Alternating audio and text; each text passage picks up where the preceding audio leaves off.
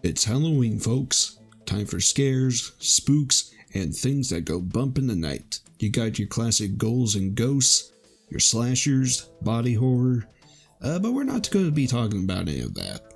Sort of.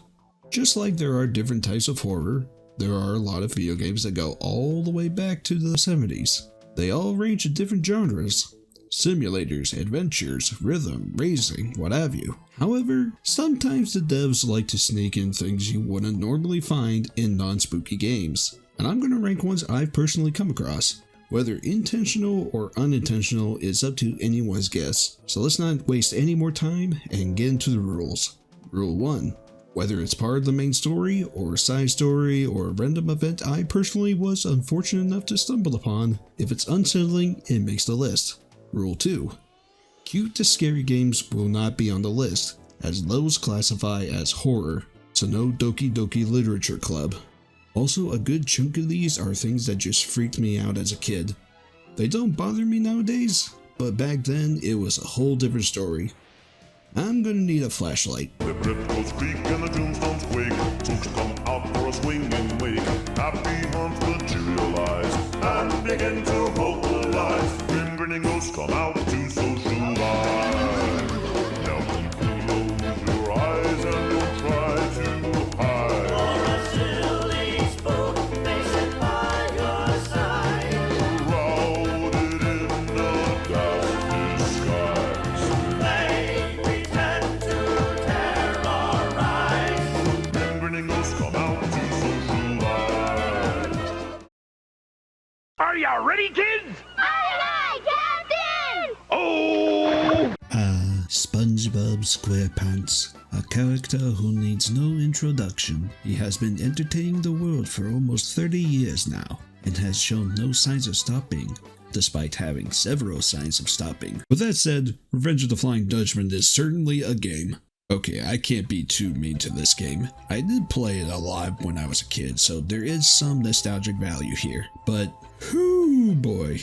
It controls well enough, and the music is very SpongeBob-esque, but that's really all it has going for it, especially with the music considering you'll be hearing the jellyfishing music throughout the entire thing. The story is that SpongeBob decides to play with Gary before going to work, but when Gary finds a strange chest outside, SpongeBob opens it up and finds a bottle. And if you know the rules of a genie, he rubs the bottle and unleashes the titular Flying Dutchman, who, one by one, begins to kidnap SpongeBob's friends. It's up to SpongeBob to find the Dutchman's hidden treasure and save his friends from being a part of the ghostly crew. This is the first 3D SpongeBob game and yeah, it shows. Awkward and stiff animations, some occasional jank, the game crashed constantly as a kid leading to a frustrated young Bobby. But that's just the tip of the iceberg here. The color palette for the world is dull in a lot of areas. Like the sky in the hub world. What's normally a bright and blue is now dull, which matches with the floor, making characters and other models pop out more. Let's talk about gameplay, because this is where the creepy nature of the game steps into the spotlight. There are 3 parts of the world that really makes it feel alive. 1. The missions. In each level, there is a set of missions. Each one, once completed, gives you a letter that spells out SpongeBob's name. 2. Jellyfish. Each level has a set number of jellyfish for you to collect. Like I said, you're going to be hearing that throughout most of the game. 3. SpongeBob's friends. As the story progresses, you'll meet SpongeBob's ensemble of friends, Gary, Patrick, Squidward, Mr. Krabs, and Sandy. And as you progress, not when you complete all tasks in the level like I originally thought, the Flying Dutchman will kidnap them, one by one, and the more you complete the game, the emptier the world gets. Sure, there's an occasional enemy here and there, but those are normal spawns. SpongeBob friends, the jellyfish, your tasks, all of them are gone once you finish a level. Speaking of tasks, Once you finish a set, SpongeBob has a fit and you're taken inside his head, where it is overstimulation central.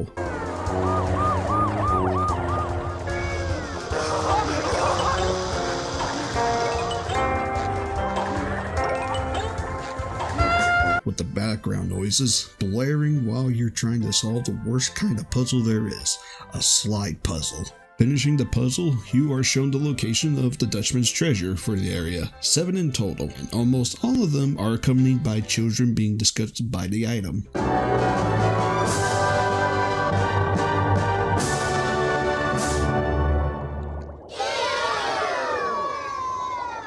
Once you find all 7, you're taken to the final level, the Dutchman's graveyard. It's a little spooky with gravestones, skeletons, one-hit kill lava, and pirates all over the place. Pretty fitting for this time of year. Then it takes a hard turn into why is this hereville when you come across the giant rotating Dutchman head. This whole game is just one long run-on sentence of being unintentionally unsettling. It was the last game made by Big Sky Interactive before they shut down. Thankfully, Iron Studio stepped up to the bat and saved the SpongeBob video game franchise with Battle for Bikini Bottom. But man, SpongeBob had a real rough transition into 3D.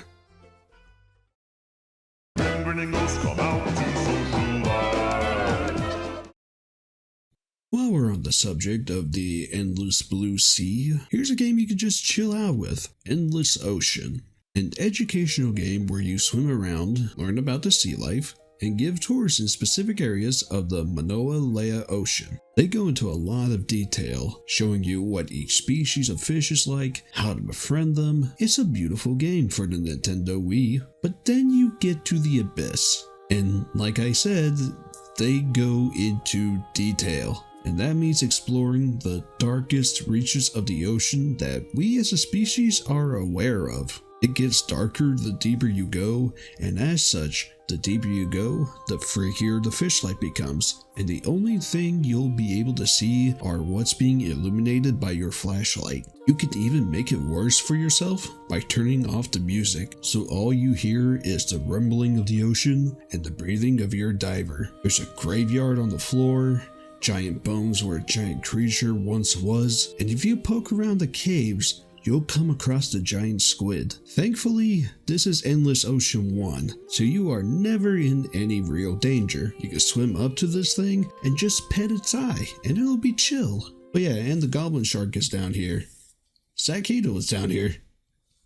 Yo guys, it's me, Charlie.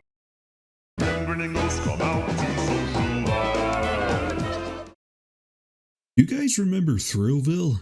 It was a fun little duology where you can create and manage your own theme park, going toe-to-toe with the competitor Global Joy with the help of your Uncle Mortimer, who is the original owner of the park. You can build your own rides, race tracks, golf course, challenge your guests, and train your staff, each with their own little minigame. Speaking of minigames, Thrillville has a good chunk of them in the form of arcade games, one of them being Sparkle Island, an adorable little platformer where you shoot these blobby enemies and free the little birds inside. Kind of like the game Flicky on the Sega Genesis. Once you get all the enemies taken care of, the door opens to the next level, along Oh my god! This thing just materializes into the world out of nowhere and proceeds to chase you, all the while being accompanied by this bizarre droning sound that cuts off the music playing in the level. It's slow, sure, but it doesn't change how unsettling it is once it starts chasing you with those glowing red eyes while it kills the little creatures that follow you. Admittedly, it wouldn't be this high up if the music didn't cut out for this drone. But for the simple fact it just puts me on edge every time I see it, it more than enough cements this creature on this spot.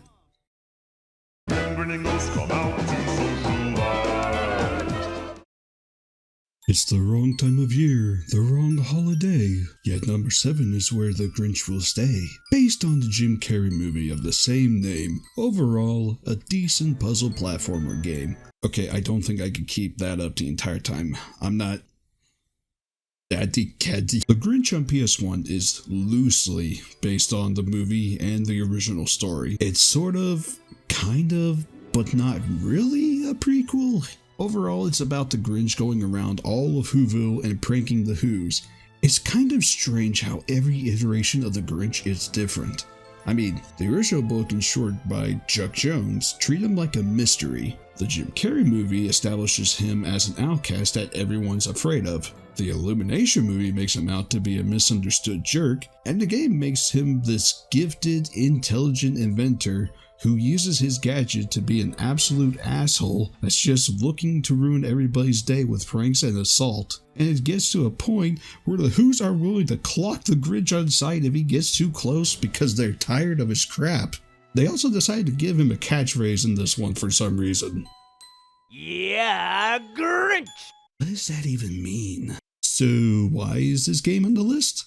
If anything, it's like Revenge of the Flying Dutchman with a set of objectives to complete, but that's not where the similarities end. You see, the four main levels, Whoville, Who Forest, Whoville Dump, and Whoville Forest, and their sub-areas are all big and spacious enough to feel empty.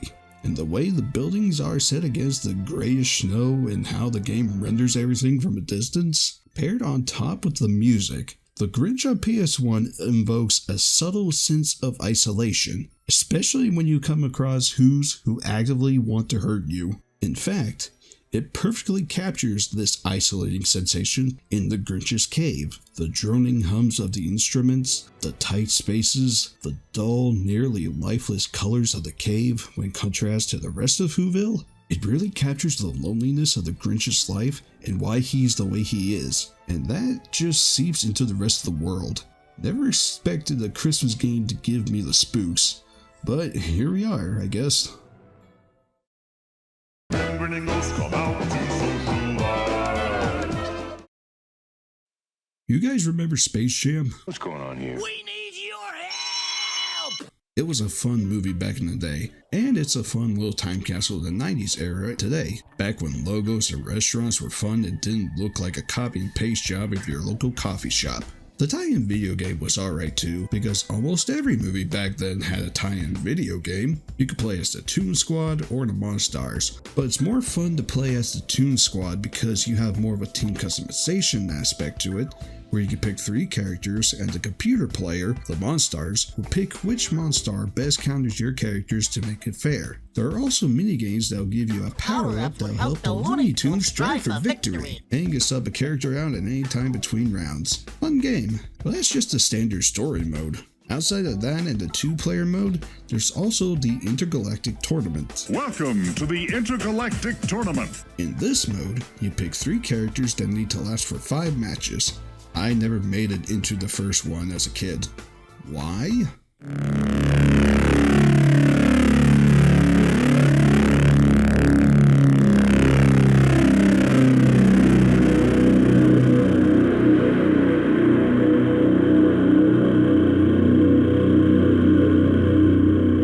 Welcome to the Ultimate Challenge and Tournament Play. Win 5 games and gain the prize. It's do or die. What? Who thought of this? Before the tournament starts, you're greeted by this lone trophy in a pitch-black liminal space accompanied by this deep electronic drone. Now, to the announcer's credit, he tried to bring this back into silly, but the drone just cuts out when he says it's do or die. You know, in the movie, if the Toon Squad lost, they would be forced to be in the Swag Hammers amusement park for the rest of their lives. Here, it says if you lose 1 round, you die. Bugs, you might be telling the same jokes every night, but at least you're alive. Meanwhile, little Bob is too terrified to play the tournament because he thinks he's going to lose in the worst way possible. Grinning ghosts come out to socialize. Alright, this one goes out to all my arachnophobia homies out there. And by that I mean trigger warning, obviously.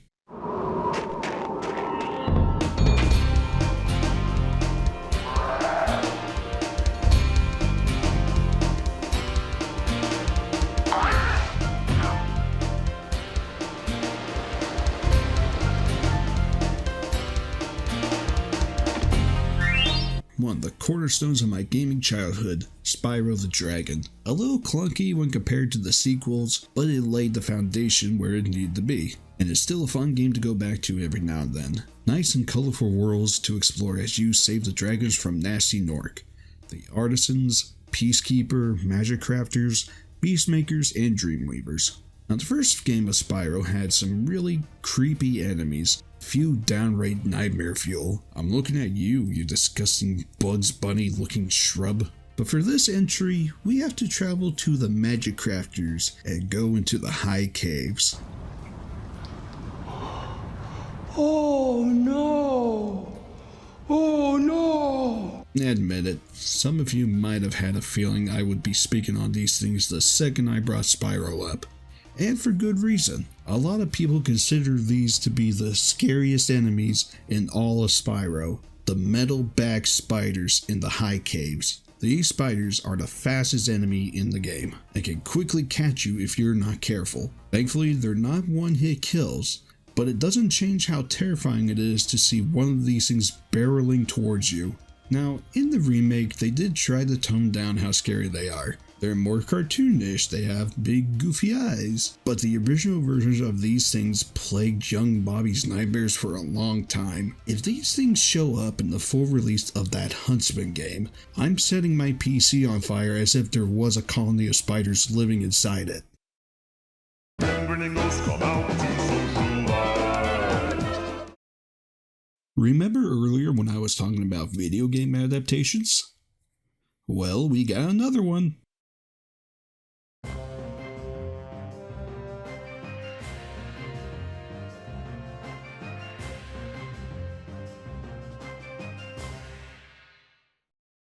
Toy Story fucking 2. Classic. One of the best games on the PS1.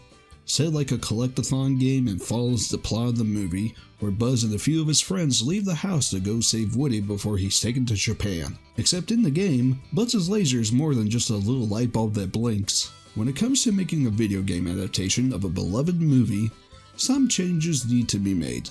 New characters need to be introduced, for example, and that goes for both the bosses and mini-bosses in each level. Halfway through the adventure though, we come across an alleyway that leads right to Al's toy barn, and in the middle of it, a trash can. We approach it and we can see something glowing inside, as if someone had put something hazardous in this trash can.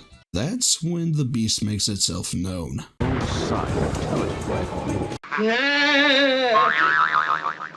So, question. Would this count as body horror in the Toy Story universe? I would think so. We're greeted by this slime creature, made up of several different toy parts, including a single dice, what I think is an ear from a different Mr. Potato Head, a button, a bone, probably one of the Slinkies in the previous level, and a coin of some sort. It hops around in an attempt to crush you, and if it's close enough, it'll throw a part of its body at you. You have to shoot it and force it back into the can. But every time you do, it gets bigger and bigger and bigger, making it harder to shrink it back down, especially once it hits you. Once you're in the final phase of the fight, however, a super laser power-up will become available, and yes, it's more or less necessary in order to defeat the slime monster. If you do, it'll explode. Leaving behind the lid of the garbage can is called home, and Buzz and the gang will be on their way to Al's toy barn. This creature does raise some interesting questions though. Where did it come from? How was it made? Was it inspired by Woody's nightmare in the movie, as it is an amalgamation of thrown away toy parts? Where did they get the idea for this thing? Some questions we may never know the answer to. I just wish they didn't drop the ball with the boss fights after this one though. Grinning ghosts come out to socialize. I'm gonna be honest with you guys. I actually struggled with the number 3 spot for a while. Most of the other spots, including the top 2, haven't been a problem. I've kept them in mind the entire time, and I knew where I wanted to place them. But spot 3, not so much.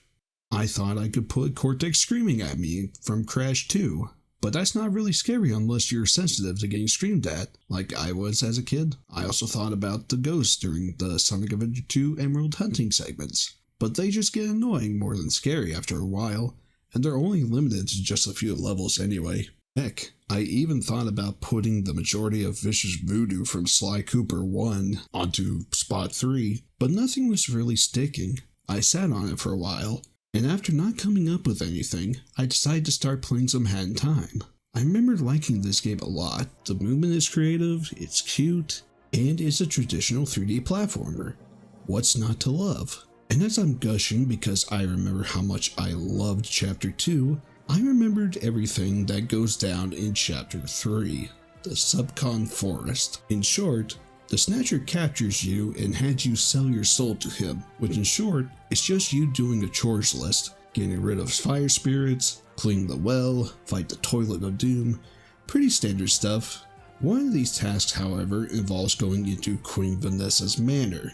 This is probably the most out of left field horror experience you'll ever find in any family friendly game. You sneak into the manor, you don't know what to expect, but one of Snatcher's minions tells you, hey, don't use your hats. And once you get onto the first floor and start walking down the hallway, Queen Vanessa will appear to chase you down. Now, in order to escape the manor, you'll have to find keys in order to get yourself up to the attic, which is where the Snatcher wants you to go. The attic is also where you collect a timepiece. How Vanessa got that, I do not know. Vanessa herself isn't a slouch either. If she spots you, she will charge at you. Thankfully, she's not a one-hit kill, but she does hurt you and throw you at the start of the floor you're on. And she means business, making small comments to herself as she hunts you down.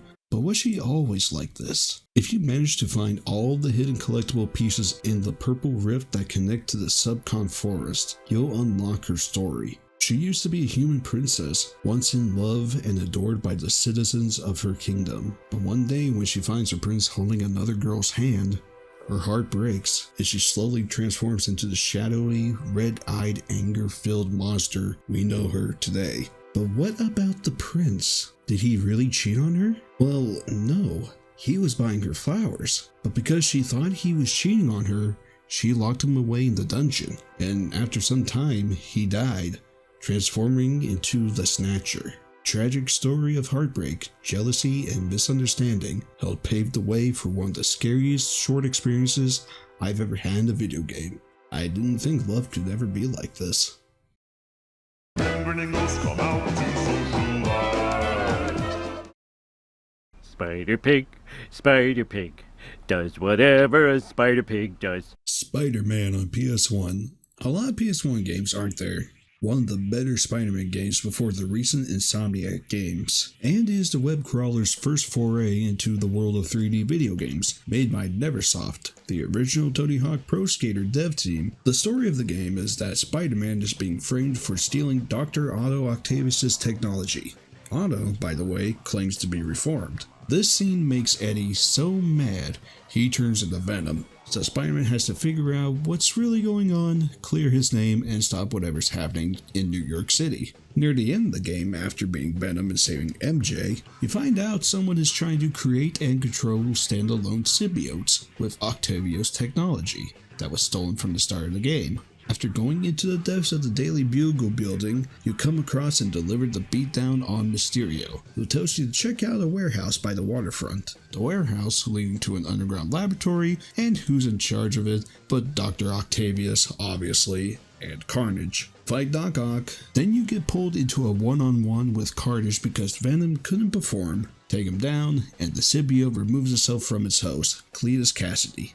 And that's it, that's a wrap, time to go home. Except not really. Spider-Man is pulled back into the first floor, where it's revealed that Carnage fused with the unconscious Doc Ock, morphing him into Monster Ock. But now the lab is set to blow, and while Spider-Man is trying to escape, this creature is speeding after him. All the while you're moving through these tight, cramped corridors, trying not to get caught on random objects, and I hope you mastered web swinging and zip webbing and not getting yourself stuck on walls, because if your reactions aren't fast enough, Monster Ock will end you. And this guy can just rubber band at any time. If you think you're safe, you're not. You gotta keep moving while everything is blowing up around you and trying to throw you off. All the while you listen to this monster grunt and groan in your ear the entire way.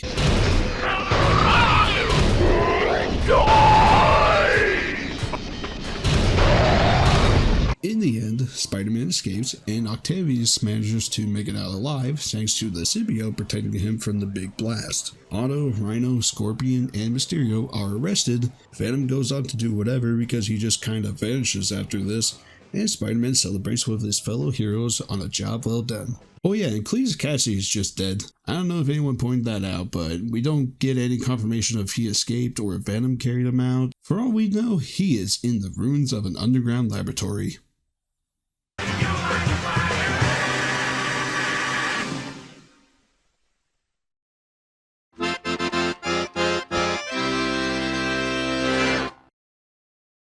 Hello again, Europe.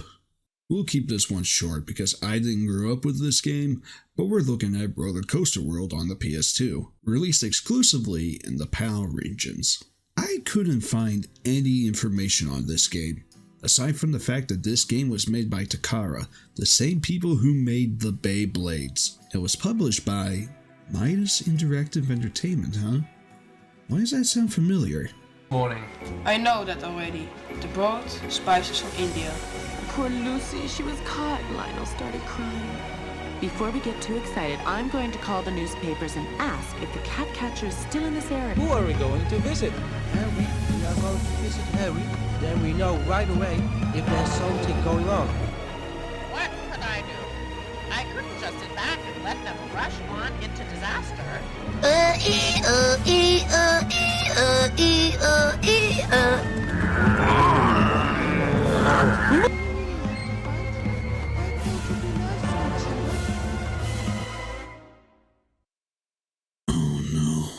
That is a whole different rabbit hole I don't want to get into. So let's get back on track with Roller Coaster World. It's exactly what it sounds like. Another theme park tycoon game. But compared to Thrillville, or actually just Thrillville, that's the only one I played, it's pretty bare bones.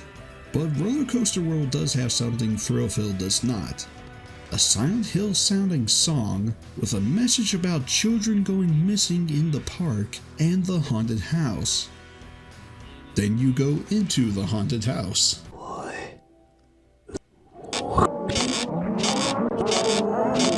Friendly reminder, this is a 3+ game, which here in America is translated to rated E for everyone. And this game has Sadako-style ghosts with blood on their faces trying to track you down.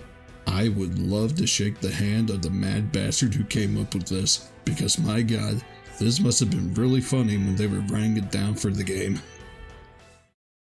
Grinning ghosts come out to socialize.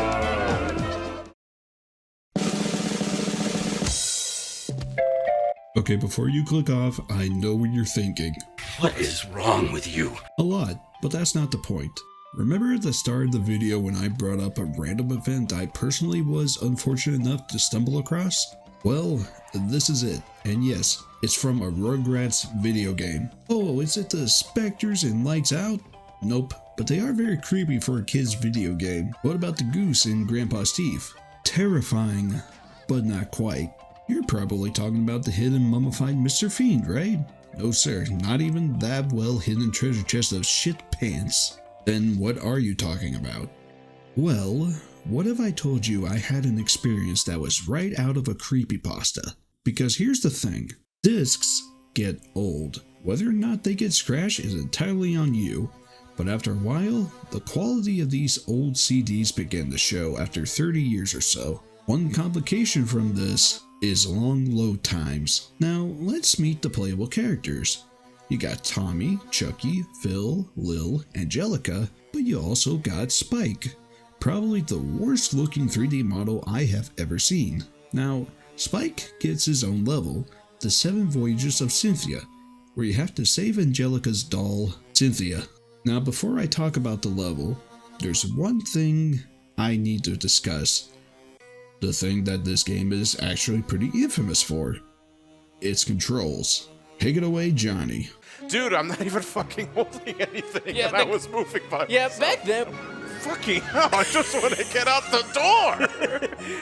Because remember that one episode where Angelica... Oh, okay, yeah, I get caught on fucking nothing. That's gonna cost me worse. But that's how you know that it's a mandatory grade. Me running into the wall several times. Here's another thing. Tommy is bigger than the crib. Yeah, what? Yeah. God damn! Jesus fuck, Tommy! Get out of the corner! Normally, you're telling a kid to go into the corner because he did something wrong, but you just want him to leave. Fucking go! Jesus Christ. Oh no, fuck. I just want to go back and explore. Fucking hell, go, Angelica! Stop falling in circles! We're just dying, it's not... The battery's tricky. We're playing this on the PS3, by the way. Yeah. Which explains the high resolution. Yeah. This game doesn't Get out of the fucking corner! Yeah, these controls are abysmal, and sometimes they make platforming a pain in the ass to deal with. Now, put this in with you playing as the largest, heaviest character to control in tight, narrow sewer pipes, and you got a recipe for disaster. Especially if you fall in the water. There are even spots where Spike cannot get out of the hazardous water, even though it shows him trying to climb out. Now there's one more thing I need to mention, the health bar. When you lose all of your health, you're taken to this black void and the characters have a good cry before picking themselves up. Spike here doesn't make any noise when he loses his health. So mix all of these together and you're in a spot the dog can't seem to get out of no matter how much you try. You lose your health, Spike gets taken into the void with a little animation and stop. Let me take you back 15 years ago. It's a long time, isn't it? One day I was feeling nostalgic. So, on a day off of school, I went to a nearby retro game store that sold older games that GameStop decided wasn't worth investing in anymore. As I browsed the PS1 games, I found a copy of Rugrats: The Search for Reptar. The same copy I have to this day actually. It works fine, and it still does, given it doesn't have a case to call home. I got home, I started playing, reliving my childhood, and having a good time. But then I got to the 7 Voyages of Cynthia and got stuck, just as you saw in the footage of this recreation. That's when the game showed its age and froze right on this frame of Spike staring at the camera after finishing his animation. For minutes, this frame stayed on screen. How long exactly, I don't remember. What I do remember is that I was alone that day. No other sound in the house besides the hum of my PlayStation 1. I felt a shiver down my spine. I couldn't look away from the screen. Those beady black eyes of Spike stared into the depths of my soul. Finally, after 10 or so minutes, I couldn't take it anymore and went to reset the system. But before I could touch the reset button, the game loaded back into the checkpoint as if nothing happened. I turned the game off and switched over to Crash Bandicoot Warped. When I tell you I sat there, silently in my bedroom when this happened, I'm not being hyperbolic. I want it to be known that nothing in video games, intentional or not, horror or not, this freeze that caused the stare down with Tommy Pickles' dog will forever be burned into my memory as the most unnerving experience I've ever had in a non-horror video game. Thank you for watching, and happy Halloween.